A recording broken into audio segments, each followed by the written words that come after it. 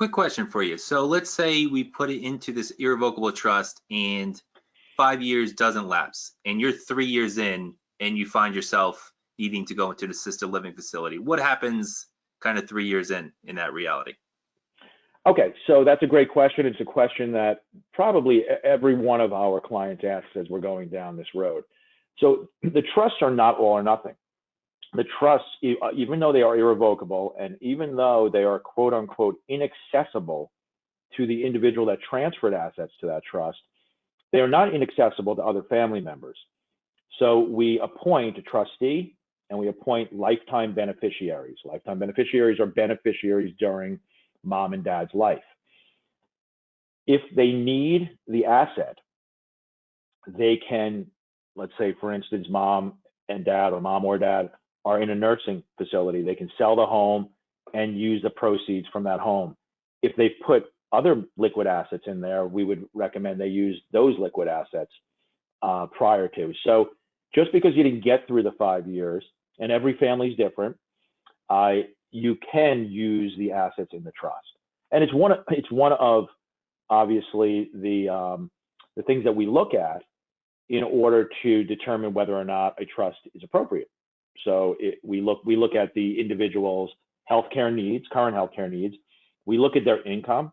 I love when we have public school teachers, retired public school teachers. They very often have very large pensions that combined with their Social Security income. Sometimes they have $7,000–8,000 a month in income. So we know they're more likely to get through the 5-year period because they can pay a large portion of their healthcare needs, and that will stretch the time out. But no, you do not have to get through the entire 5 years. So whatever is left in the trust at the end of the 5-year period is what is protected. There are times, it's rare, but there are times when we do remove assets from the trust if something catastrophic happened that we weren't planning for. Obviously, there are so many different scenarios when you're planning out 5 years. We may return the asset to the individuals. And I will give you an example. I always warn people that if they put a home into a trust, most banks, including the banks that sell reverse mortgages, will not loan you money. It makes them nervous. They feel that it might be very difficult for them to foreclose on that home if you don't make your payments.